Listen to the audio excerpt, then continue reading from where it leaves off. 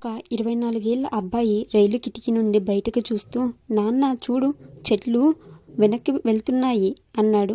నాన్న నవ్వాడు. పక్కనే కూర్చున్న ఒక యువ దంపతులు ఆ అబ్బాయి ప్రవర్తన చూసి జాలితో చూశారు. ఆ అబ్బాయి మళ్ళీ ఉత్సాహంగా, నాన్న చూడు, మేఘాలు మనతో పాటు పరిగెడుతున్నాయి అన్నాడు. ఆ యువ దంపతులు ఆ పెద్దాయనను అడిగారు, మీ అబ్బాయిని మంచి డాక్టర్కు చూపించొచ్చు కదా అని. పెద్దాయన, చూపించాను. మేమిప్పుడు హాస్పిటల్ నుంచే వస్తున్నాం. నా కొడుకు పుట్టుకతోనే అంధుడు. తనకి కళ్ళు ఈరోజే వచ్చాయి అని చెప్పాడు. ఒక తండ్రి తన కొడుకును పిలిచి, ఈ చేతి గడియారం 200 సంవత్సరాల పూర్వంది. మీ ముత్తాత వాడినది. ఒకసారి నగల దుకాణం దగ్గరకు వెళ్ళి అమ్మటానికి ప్రయత్నించు, ఎంతిస్తారో అడుగు అంటాడు.